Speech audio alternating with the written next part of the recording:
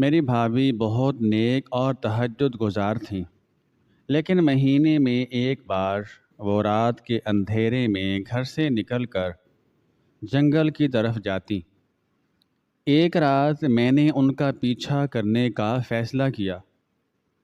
وہ جنگل کی ایک پرانی جھونپڑی میں گئیں، جہاں ایک نقاب پوش شخص ان کا انتظار کر رہا تھا۔ بھابھی نے اسے ایک بھاری رقم دی اور کہا، میرے شوہر کو شک نہیں ہونا چاہیے۔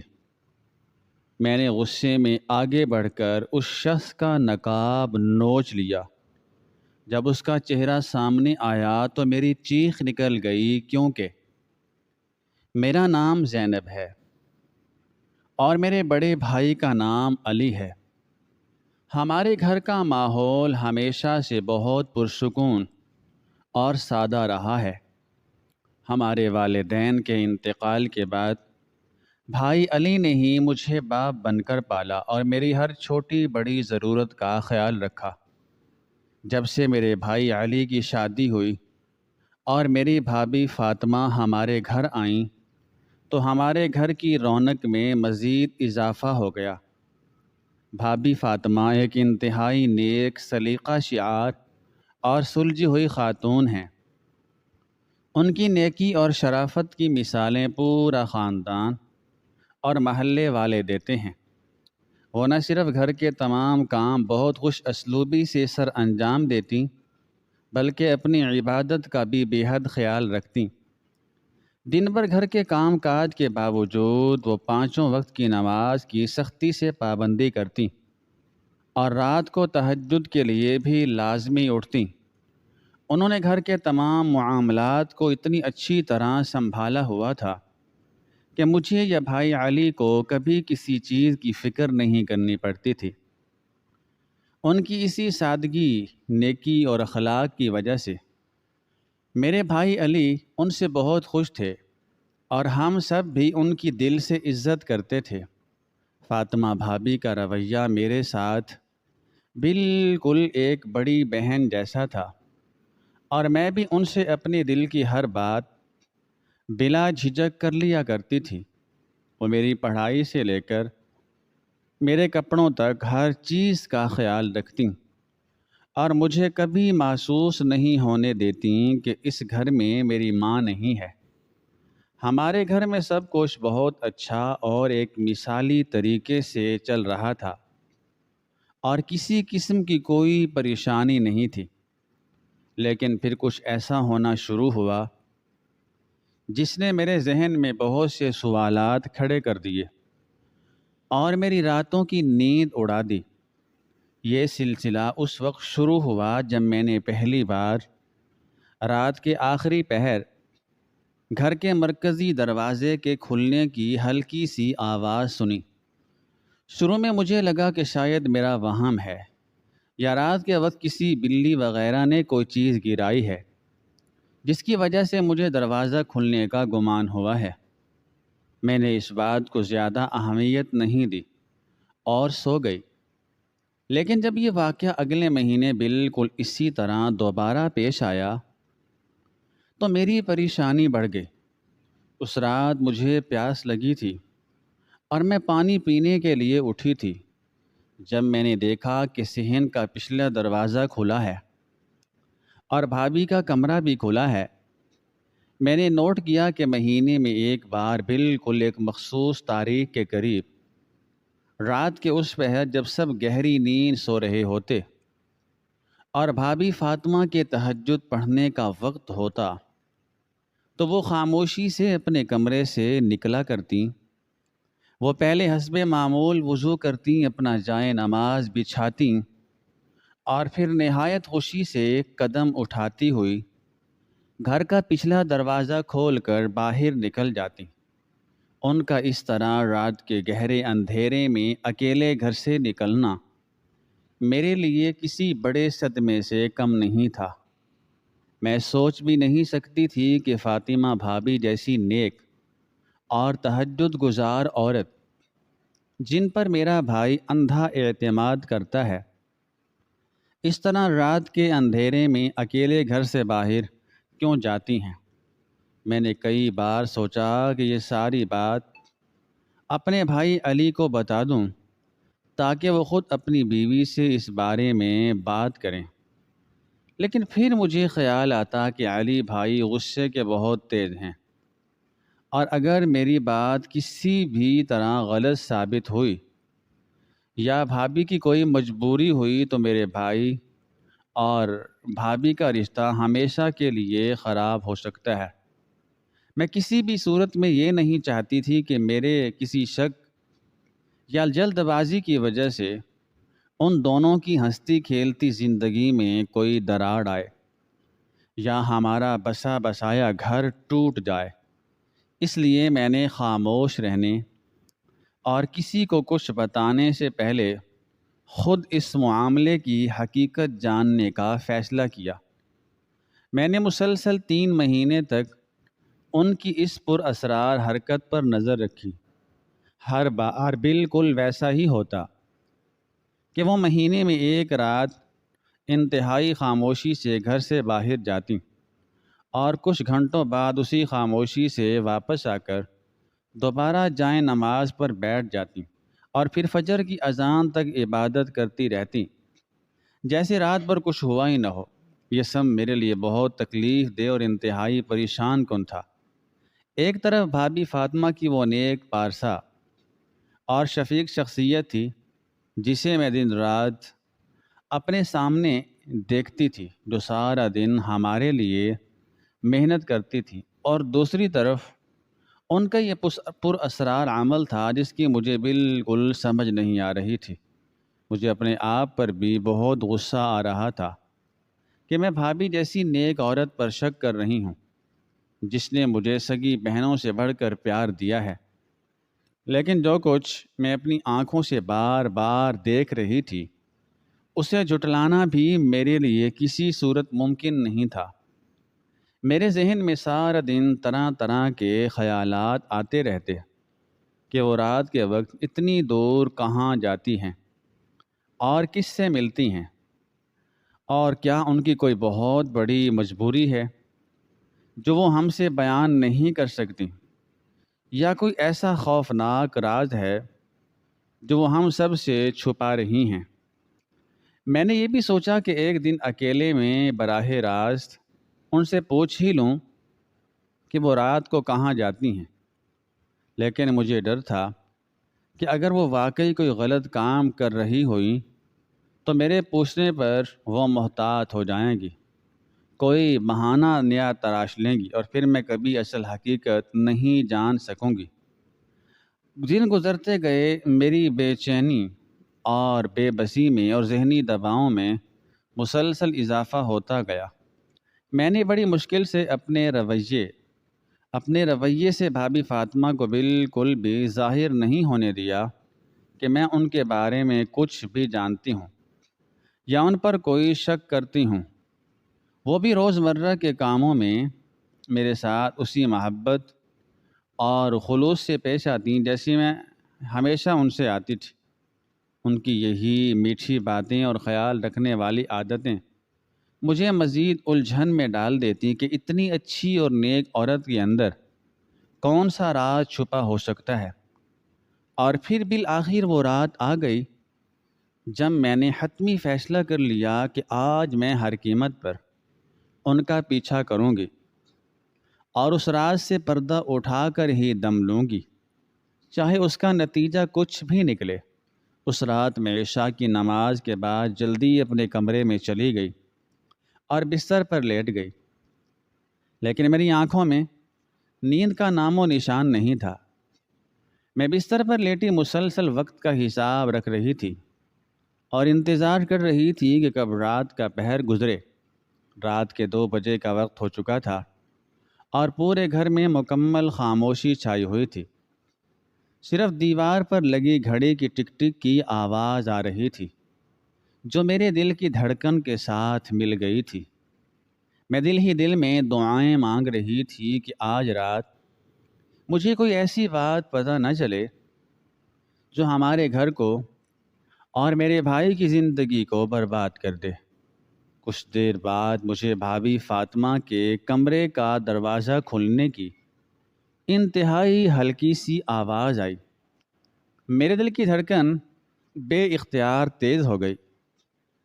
میں نے اپنے بستر سے اٹھ کر اپنے کمرے کا دروازہ تھوڑا سا کھول کر باہر جھانکا۔ بھابھی فاطمہ نے حسب معمول ایک بڑی سی چادر اوڑھی ہوئی تھی، جس سے انہوں نے خود کو اچھی طرح چھپایا ہوا تھا، اور وہ دبے قدموں صحن کی طرف جا رہی تھیں۔ انہوں نے جا کر پہلے وضو کیا اور پھر اپنے کمرے کے باہر جائے نماز بچھا دی۔ اس کے بعد انہوں نے رک کر ادھر ادھر دیکھا کہ کہیں کوئی جاگ تو نہیں رہا یا کسی کو ان کے اٹھنے کی خبر تو نہیں ہوئی۔ جب انہیں پوری طرح تسلی ہو گئی، اطمینان ہو گیا کہ سب گہری نیند سو رہے ہیں، تو وہ نہایت خاموشی سے مڑیں اور گھر کے پچھلے دروازے کی طرف بڑھیں۔ میں نے بھی جلدی سے اپنی تیار رکھی ہوئی چادر لی اور دبے پاؤں ان کے پیچھے ہو لی۔ انہوں نے بہت احتیاط سے دروازے کی کنڈی کھولی، جس میں سے ذرا سی بھی آواز نہیں آئی، اور وہ باہر نکل گئیں۔ میں نے گنتی کے چند سیکنڈ وہیں کھڑے ہو کر انتظار کیا تاکہ وہ تھوڑا آگے نکل جائیں، اور پھر میں بھی اسی دروازے سے باہر نکل آئی۔ وہ مجھ سے کچھ فاصلے پر تیز تیز قدموں سے چل رہی تھیں، اور انہوں نے مڑ کر پیچھے بھی نہیں دیکھا۔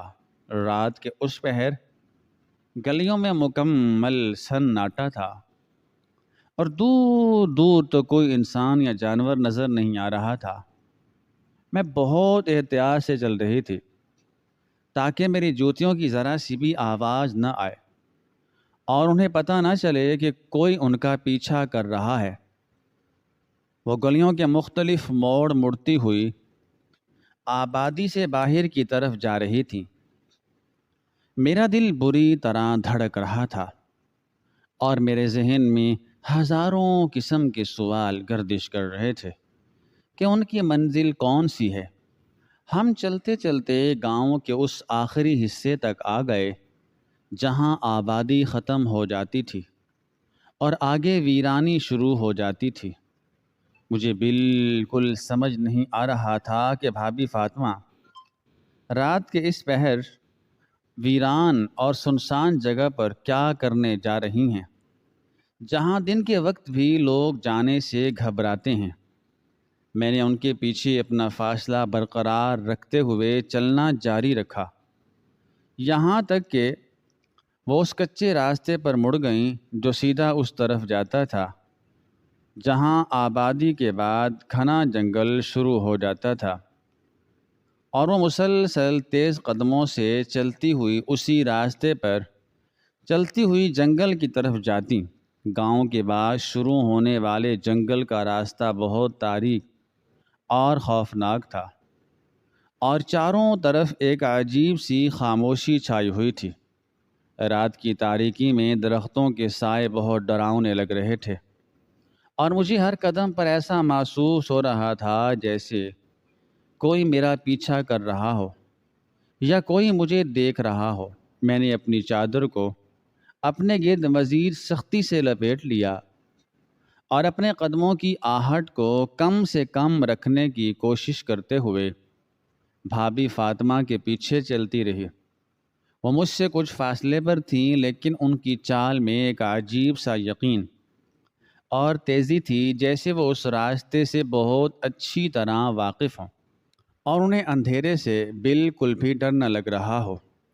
ان کے اس طرح بلا خوف و خطر جنگل میں چلنے نے میری حیرت میں مزید اضافہ کر دیا، کیونکہ گھر میں تو وہ اندھیرے سے گھبراتی تھیں اور رات کو اکیلے صحن میں جانے سے بھی کتراتی تھیں، پھر آج اس سنسان اور خطرناک جنگل میں وہ اتنی ہمت کے ساتھ کیسے چل رہی ہیں؟ میرے دل کی دھڑکنیں مسلسل تیز ہو رہی تھیں، اور میرے ذہن میں بار بار یہ خیال آ رہا تھا کہ میں واپس چلی جاؤں اور خود کو اس مصیبت میں نہ ڈالوں، لیکن میرے اندر کا تجسس اور اپنے بھائی علی کی زندگی کا سوال مجھے پیچھے ہٹنے سے روک رہا تھا۔ میں نے ایک درخت کی آڑ لی اور چھپ کر انہیں آگے بڑھتے ہوئے دیکھنے لگی۔ راستے میں سوکھے پتوں اور ٹہنیوں کے ٹوٹنے کی ہلکی سی آواز بھی رات کے اس سناٹے میں بہت گونجتی ہوئی محسوس ہوتی تھی۔ میں بہت محتاط تھی کہ میرا پاؤں کسی سوکھی ٹہنی پر نہ پڑے اور بھابھی کو میرے پیچھے ہونے کا علم نہ ہو جائے۔ وہ چلتے چلتے اچانک ایک جگہ رک گئیں اور انہوں نے مڑ کر چاروں طرف دیکھا۔ میں فوراً ایک بڑے درخت کے تنے کے پیچھے چھپ گئی اور اپنی سانسیں روک لیں۔ مجھے لگا کہ شاید انہیں میرا احساس ہو گیا ہے اور وہ مجھے دیکھ لیں گی، لیکن چند لمحے رکنے اور ارد گرد کا جائزہ لینے کے بعد انہوں نے دوبارہ چلنا شروع کر دیا۔ میں نے سکون کا سانس لیا اور تھوڑے فاصلے سے ان کا پیچھا دوبارہ شروع کیا۔ جنگل مزید گھنا ہوتا جا رہا تھا اور راستہ بھی دشوار ہو گیا تھا، کیونکہ ہر طرف خاردار جھاڑیاں بکھری ہوئی تھیں۔ چلتے چلتے ہم جنگل کے بالکل بیچوں بیچ ایک ایسی جگہ پہنچ گئے جہاں درختوں کا جھرمٹ ذرا کم تھا، اور وہاں ایک چھوٹی سی پرانی اور خستہ حال جھونپڑی بنی ہوئی تھی۔ یہ جھونپڑی کافی عرصے سے ویران پڑی تھی اور گاؤں کا کوئی بھی انسان اس طرف کا رخ نہیں کرتا تھا، کیونکہ یہ محفوظ نہیں تھا۔ بھابھی فاطمہ اس جھونپڑی کے دروازے کے پاس جا کر رک گئیں۔ انہوں نے ایک بار پھر احتیاط سے دائیں بائیں دیکھا اور پھر اس ٹوٹی ہوئی جھونپڑی میں داخل ہو گئیں۔ بھابھی کے جھونپڑی میں داخل ہونے کے بعد میرے دل کی دھڑکن اتنی تیز ہو چکی تھی کہ مجھے لگ رہا تھا جیسے اس کی آواز باہر تک جا رہی ہو۔ میں نے خود کو تھوڑی دیر اسی درخت کے پیچھے روکے رکھا تاکہ اندر موجود کوئی بھی شخص میری آہٹ نہ سن لے۔ جب مجھے یقین ہو گیا کہ بھابھی فاطمہ اندر جا چکی ہیں اور کوئی خطرہ نہیں ہے، تو میں نے انتہائی احتیاط کے ساتھ درخت کی آڑ چھوڑ دی اور دبے قدموں اس پرانی اور خستہ حال جھونپڑی کی طرف بڑھنے لگی۔ میرا سارا دھیان اس بات پر تھا کہ میرا پاؤں کسی سوکھی ٹہنی یا پتھر پر نہ پڑے جس سے کوئی بھی آواز پیدا ہو اور میرا راز کھل جائے۔ جھونپڑی کے بالکل قریب پہنچ کر میں نے دیکھا کہ اس کی ایک دیوار میں چھوٹی سی کھڑکی نما جگہ بنی ہوئی تھی جس کا لکڑی کا پٹ ٹوٹا ہوا تھا۔ میں نے بہت احتیاط سے اس ٹوٹی ہوئی کھڑکی کے قریب جا کر اندر جھانکنے کی کوشش کی۔ جھونپڑی کے اندر اندھیرا تھا، لیکن ایک کونے میں چھوٹی سی لالٹین رکھی ہوئی تھی جس کی مدھم روشنی میں اندر کا منظر تھوڑا بہت واضح ہو رہا تھا۔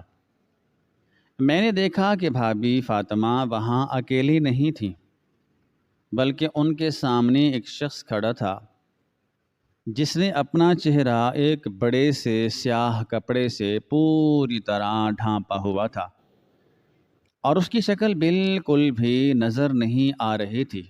اس اجنبی اور نقاب پوش شخص کو وہاں دیکھ کر میرے پیروں تلے سے زمین نکل گئی اور میرے ذہن میں فوراً بھائی علی کا چہرہ گھومنے لگا، جو اپنی بیوی کی شرافت پر اندھا اعتماد کرتے تھے۔ بھابھی فاطمہ اس شخص کے سامنے سر جھکائے کھڑی تھیں اور ان کے ہاتھ بری طرح کانپ رہے تھے۔ میں نے غور سے دیکھا تو بھابھی فاطمہ کے ہاتھوں میں ایک بڑا سا خاکی رنگ کا لفافہ تھا جو کافی بھرا ہوا لگ رہا تھا۔ یہ بالکل ویسا ہی لفافہ تھا جس میں بھائی علی ہر مہینے گھر کے خرچ اور بھابھی کی ضرورتوں کے لیے پیسے لا کر دیا کرتے تھے۔ بھابھی فاطمہ نے وہ لفافہ اس نقاب پوش شخص کی طرف بڑھایا۔ اس شخص نے بغیر کوئی بات کیے تیزی سے وہ لفافہ ان کے ہاتھ سے لے لیا اور اسے اپنے کپڑوں کے اندر چھپا لیا۔ بھابھی فاطمہ کی حالت اس وقت بہت غیر لگ رہی تھی۔ وہ شدید خوف اور دباؤ کا شکار لگ رہی تھی۔ ان کا پورا جسم کانپ رہا تھا اور وہ بار بار جھونپڑی کے دروازے کی طرف دیکھ رہی تھی، جیسے انہیں کسی کی اچانک آ جانے کا ڈر ہو۔ میں نے اپنی سانسیں روکے رکھیں تاکہ ان تک میری موجودگی کا احساس نہ پہنچ سکے۔ میرے لیے یہ سب کچھ ہضم کرنا بہت مشکل ہو رہا تھا کہ میرے گھر کی اتنی معزز خاتون ایک غیر مرد کے ساتھ رات کے اس پہر کیوں مل رہی ہیں اور اسے اتنی بھاری رقم کیوں دے رہی ہیں۔ نقاب پوش شخص نے پیسے لینے کے بعد ہاتھ کے اشارے سے انہیں کچھ سمجھایا، جس پر بھابھی فاطمہ نے گہرا سانس لیا اور پھر انتہائی ڈرے ہوئے اور لرزتے ہوئے لہجے میں اس شخص سے التجا کرنا شروع کر دی۔ انہوں نے اس شخص کی منت سماجت کرتے ہوئے کہا کہ یہ لو اس مہینے کی پوری رقم، میں نے اپنا سارا سونا بھی بیچ دیا ہے اور گھر کے خرچ سے بھی کسی نہ کسی طرح سے پیسے بچا کر تمہیں دے دیے ہیں۔ تم نے مجھ سے جتنے پیسے مانگے تھے میں نے وہ سب لا کر تمہیں دے دیے ہیں۔ اب میرے پاس مزید کچھ نہیں بچا، لیکن تمہیں اپنا کیا ہوا وعدہ ہر حال میں یاد رکھنا ہوگا کہ اس ساری بات اور ہماری اس ملاقات کا میرے شوہر علی کو ذرا بھی شک نہیں ہونا چاہیے۔ بھابھی کی یہ بات سنتے ہی میرے اندر جیسے ایک طوفان برپا ہو گیا۔ میرے ذہن کی رگیں پھٹنے لگیں اور میرا خون کھولنے لگا۔ وہ الفاظ کہ میرے شوہر علی کو ذرا بھی شک نہیں ہونا چاہیے میرے کانوں میں ہتھوڑے کی طرح بجنے لگے۔ مجھے لگا جیسے کسی نے مجھے زندہ آگ میں پھینک دیا ہو۔ میرے بھائی علی نے اس عورت پر اپنا سب کچھ نچھاور کر دیا تھا، اسے اتنی عزت اور محبت دی تھی، اور یہ عورت یہاں رات کے اندھیرے میں کسی غیر مرد کو پیسے دے کر میرے بھائی کی پیٹھ میں چھرا گھونپ رہی تھی۔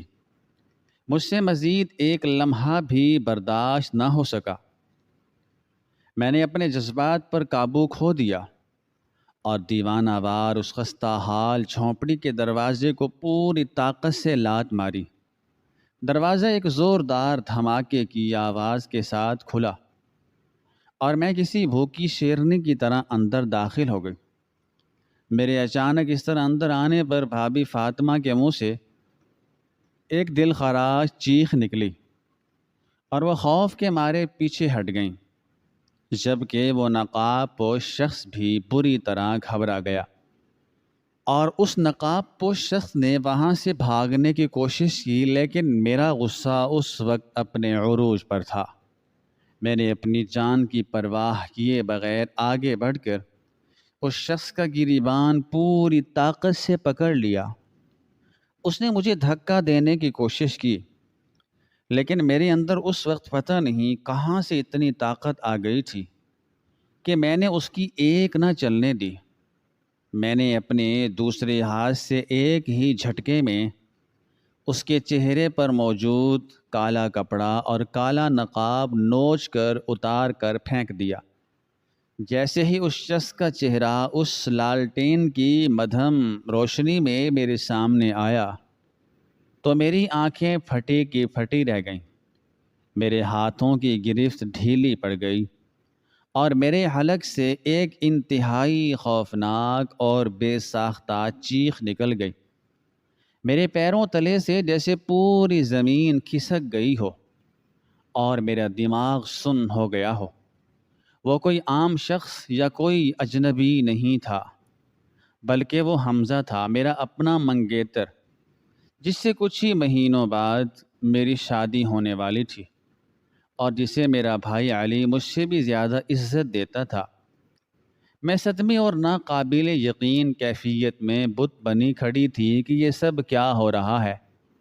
حمزہ کا چہرہ خوف اور شرمندگی سے پسینے میں ڈوب گیا اور وہ مجھ سے نظریں چرانے لگا۔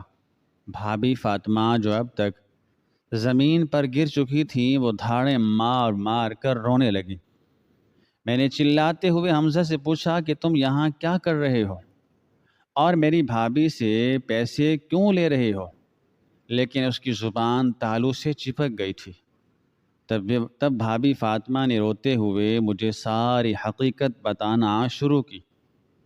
انہوں نے بتایا کہ حمزہ ایک نہایت گھٹیا اور لالچی انسان ہے جس نے کچھ عرصہ قبل بھابھی فاطمہ کی کالج کے دور کی کچھ تصویریں حاصل کر لی تھیں اور ان تصویروں کو کمپیوٹر کے ذریعے AI کے ذریعے مدون کر کے انتہائی غلط اور بیہودہ شکل دے دی تھی۔ حمزہ نے وہ تصویریں بھابھی کو دکھا کر انہیں بلیک میل کرنا شروع کر دیا تھا۔ اس کا کہنا تھا کہ اگر بھابھی نے اسے ہر مہینے بھاری رقم نہ دی تو وہ یہ تصویریں میرے بھائی علی اور پورے خاندان میں پھیلا دے گا، جس سے نہ صرف بھابھی کی عزت خاک میں مل جائے گی بلکہ میرا یعنی زینب کا رشتہ بھی ٹوٹ جائے گا اور بھائی علی یہ صدمہ برداشت نہیں کر پائیں گے۔ بھابھی فاطمہ اپنے شوہر یعنی میرے بھائی علی کی عزت اور میری زندگی بچانے کے لیے اس درندے کی ہر شرط ماننے پر مجبور ہو گئی تھی۔ انہوں نے اپنا سارا جہیز کا سونا بیچ دیا تھا اور ہر مہینے گھر کے خرچ میں سے پیسے کاٹ کر بچا کر اس شخص کا منہ بند کرنے کی کوشش کر رہی تھی تاکہ ہمارا بسا بسایا اور آباد گھر نہ اجڑے اور علی بھائی کی خوشیوں کو کسی کی نظر نہ لگے۔ یہ سب سن کر مجھ پر جیسے گھڑوں پانی پڑ گیا۔ مجھے اپنی سوچ اور اپنے شک پر شدید نفرت ہونے لگی۔ میں جس عورت کو گناہ گار اور دھوکے باز سمجھ رہی تھی وہ تو دراصل ہمارے گھر کی عزت اور ہماری خوشیوں کی خاطر اپنی جان عذاب میں ڈالے ہوئے تھی۔ وہ اکیلی اس ذہنی اذیت سے گزر رہی تھی اور اس نے ہمیں ذرا سی بھی بھنک نہیں پڑنے دی تھی۔ میں نے اسی وقت غصے سے حمزہ کے منہ پر ایک زوردار تھپڑ مارا اور اسے کہا کہ میرا اور تیرا رشتہ آج اسی لمحے سے ختم ہے، اور اگر تم نے دوبارہ کبھی میرے گھر یا میری بھابھی کی طرف آنکھ اٹھا کر بھی دیکھا تو میں یہ ساری حقیقت پولیس کو بتا کر تمہیں جیل کی ہوا کھلا دوں گی۔ حمزہ میری یہ دھمکی سن کر اور اپنا بھانڈا پھوٹتا ہوا دیکھ کر وہاں سے اپنی جان بچا کر بھاگ نکلا۔ اس کے جانے کے بعد میں روتی ہوئی آگے بڑھی اور بھابھی فاطمہ کے قدموں میں گر گئی۔ میں نے ان کے ہاتھ چومے اور زاروں قطار روتے ہوئے ان سے اپنے شک اور بدگمانی کی معافی مانگنے لگی۔ میں نے ان سے کہا کہ آپ سچ میں ایک فرشتہ ہیں جنہوں نے میری اور میرے بھائی کی خاطر اتنی بڑی قربانی دی، اور میں نادان آپ پر شک کرتی رہی۔ بھابھی فاطمہ نے مجھے پیار سے اٹھایا اور اپنے گلے لگا لیا اور مجھے دلاسا دینے لگیں کہ جو ہوتا ہے اچھے کے لیے ہوتا ہے، اور آج ہمیشہ کے لیے ہمیں اس عذاب سے چھٹکارا مل گیا ہے۔ ہم دونوں نند بھابج کافی دیر تک ایک دوسرے کے گلے لگ کر روتی رہیں، اور پھر ہم نے ان پیسوں کو اٹھایا اور اسی خاموشی کے ساتھ واپس اپنے گھر کی طرف چل پڑیں۔ گھر پہنچ کر بھابھی نے اسی طرح جائے نماز بچھائی اور اللہ تعالیٰ کا شکر ادا کیا، جبکہ میں اپنے کمرے میں جا کر یہ سوچتی رہی کہ انسان کی ظاہری سوچ اور حقیقت میں کتنا فرق ہوتا ہے۔ ہم نے یہ فیصلہ کیا کہ یہ رات کا واقعہ اور حمزہ کی حقیقت ہم کبھی علی بھائی کو نہیں بتائیں گے تاکہ وہ کسی بھی قسم کی تکلیف سے بچے رہیں۔ میں نے اگلے ہی دن بھائی سے کہہ کر حمزہ سے اپنا رشتہ باقاعدہ طور پر ختم کروا دیا، اور یہ کہہ کر کہ مجھے وہ انسان پسند نہیں ہے۔ بھائی علی نے میری خوشی کی خاطر میری بات مان لی، اور یوں ہمارے گھر کا سکون اور بھابھی فاطمہ کی عزت ہمیشہ کے لیے محفوظ ہو گئی، اور میرے دل میں ان کا مقام ایک ماں سے بھی زیادہ بلند ہو گیا۔ ظاہری حالات کو دیکھ کر کسی بھی نیک انسان کے بارے میں دل میں بدگمانی پیدا کرنا بہت بڑی غلطی ہے۔ جسے ہم برا سمجھ رہے ہوتے ہیں وہ اکثر ہماری ہی عزت اور خوشیوں کو بچانے کے لیے تکلیف برداشت کر رہا ہوتا ہے۔ اس لیے غصے میں کوئی بھی فیصلہ کرنے سے پہلے معاملے کی اصل حقیقت جان لینا بے حد ضروری ہے۔